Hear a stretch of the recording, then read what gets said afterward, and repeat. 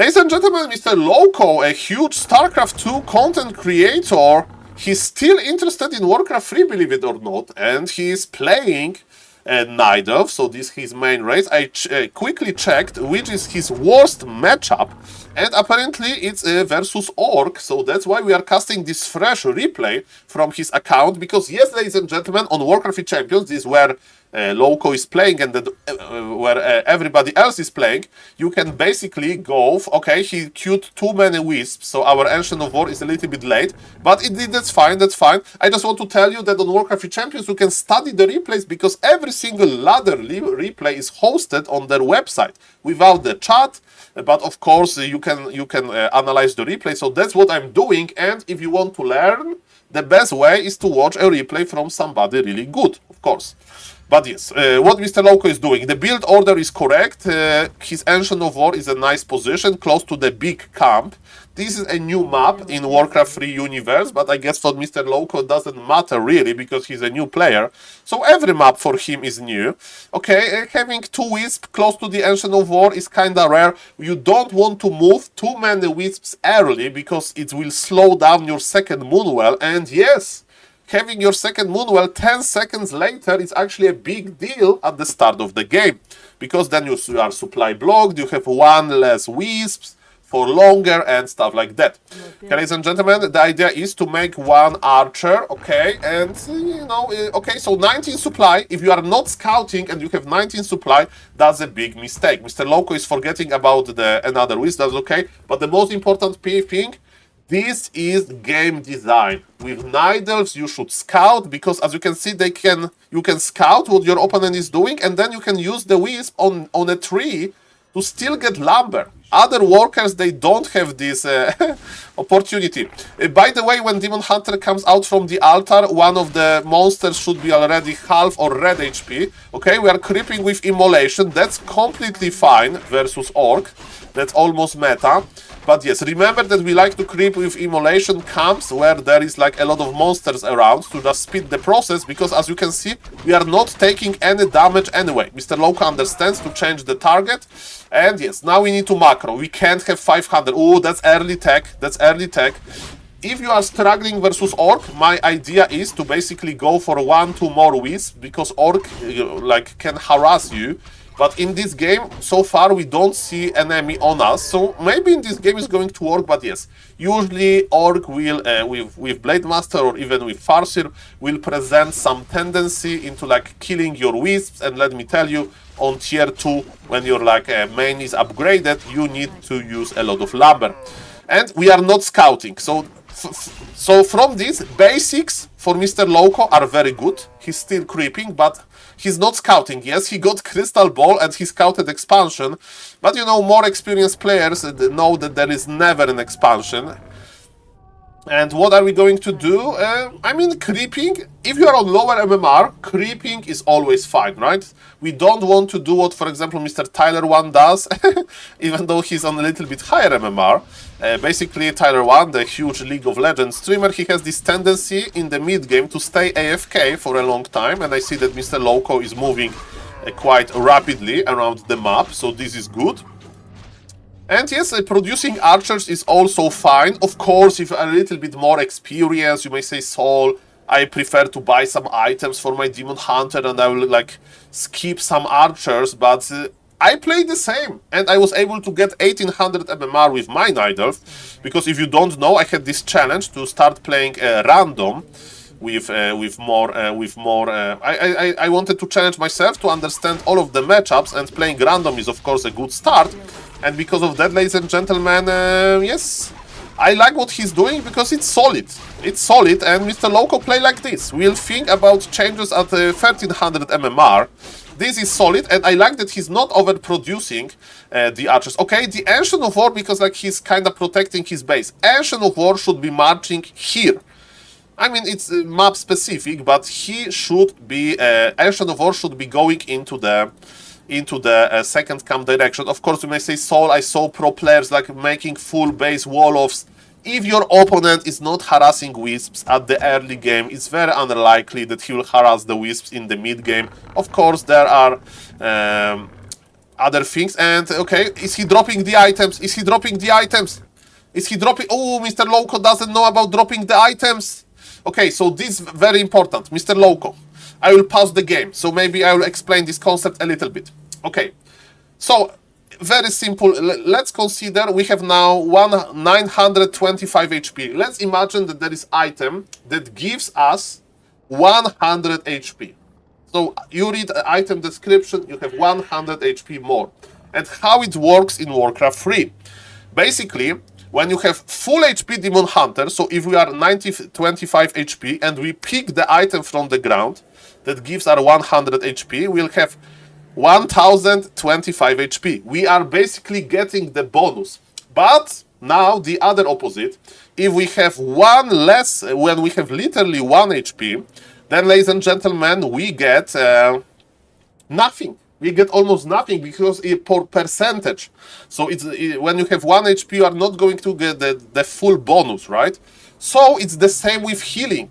So we prefer to not, we call it like not to soak the Moonwell into this item that we are wearing. So you need to basically drop HP and mana items on the ground and before healing using the Moonwells, and after you use the Moonwells you get more HP than you would do without the dropping the items.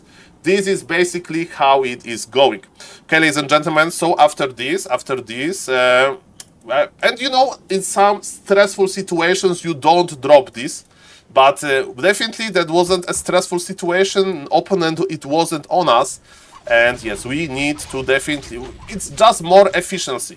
I like the unit composition of Mr. Lowko. So he's going for the Dryad Bear, 1 base, that's very good. How is the lumber? I think we are having lumber issues, right? A little bit. So yes, how many wisps Mr. Lowko has? 15. Okay, that's okay, that's okay. It should be fine, it should be fine. So it's very fast tech, very fast tier 3. So okay, the lumber is okay. I like the lumber. Okay, and we are just power creeping with the keeper. That's very cool as well. But again, we are not scouting.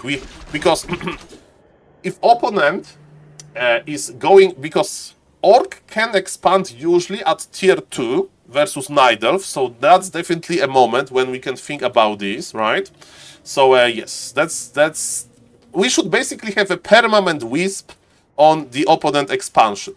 But for now, it's okay. But yes, Mr. Lowko. And by the way, you can practice splitting the wisp on the map, right? You can have one at the tavern, because sometimes we use the tavern. You can have one wisp at the Goblin Laboratory, especially when it's crept, like then the wisp can just stay there forever and it's easy to put the wisp there. So yes, definitely like having this remote wisp. Even you can have it on the mercenary camp, because if it's close enough, you can just hire the mercs, right? But definitely one scouting wisp is important. And I'm not saying to have 5 scouting wisps. Just have 1, okay? Small steps. I asked pro player on some offline event about this, Night of Pro Player Mr. Jens from Chile, and he said that yes, and he's not dropping. He's not dropping the pendant. Pendant is so much HP, we are burning the moon juice. Okay, I would add some dryads. Versus Orc, you need 1-2 dryads. Just for the slow, I think it's too greedy. And we are... No, we are creeping. This is very risky. Okay, we don't want to creep like that. And okay, our opponent is... Okay, entangled. That was like defensive entangle. We can't tank with archers. They're just fragile. They're just dying. I have no idea what our opponent is doing. The problem with playing bears early is that if they are getting caught, they are just dead. Because bears in the Druid of the Claw form, they are just like healers. Okay, so basically you can't fight with them, you can't creep with them, and our opponent has a big fighting army. TP immediately. Okay, maybe there is no ensnare. If there is no ensnare on the raiders, you don't need to TP immediately. But there is Hex. Just TP, Mr. Lowko. We are waiting for our tier 3 timing. I will just teleport out. Because he will Hex you again. Yes, TP out, TP out, TP out. Don't wait, don't... Okay. And I like this tendency that he's going back, because he's waiting for efficiency of bears. That's very good. And we can just stay here. Of course, we would prefer to know if there is expansion or not. But yes, bears are always good. Even versus wyverns, you still need to have some bears, because you fight wyverns with your heroes with the Orb of Venom. So yes, ladies and gentlemen, that's beautiful. Okay, we are going for attack upgrade. We usually start with the armor upgrade, but it's not the most important upgrade to get. I'll just save some resources. And look at this, we have Bear Master. So now, basically, what we should do, probably we should just creep, because if we are sure that opponent has no expansion, and that opponent is not playing some weird unit composition like mass casters, like mass dryads, then even versus mass Kodo Beasts we can win with mass bears, I presume. Okay, so Mr. Lowko is going to buy 2 items. So you sell the orb and you buy Staff of Preservation. Okay, because it's a very important item. Okay, he's scouting. No, he sent his... I must safeguard. Okay, so sending your entire army across the map is kinda risky if your hero is not there. Oh no. Okay, so yes, that's a little bit risky. Like when you are at home, better to not let your dog out, because you need to be close to your dogs. And it's similar a little bit with bears. You need to take good care of them. Okay, ladies and gentlemen. So yes, we are fighting, but again, we have a little bit less supply than we should. And yes, now it's about bear efficiency. Do we have staff? We don't have Staff of Preservation, because this bear died with full mana, right? This bear should be staffed back with the Staff of Preservation, morphed immediately, put the Riju on him, and then he comes back to the fight with full HP. So that's what is beautiful with Night Elf, that you have a lot of HP in the mana. So in order, I know that you are 2 bears down already. So basically in this game you could be just staying AFK and producing mass bears, right? After you lost your keeper. But yes, now we are adding dryads. So again, I would like to switch the order. Dryads first, 2 dryads, or even 1, and then bears.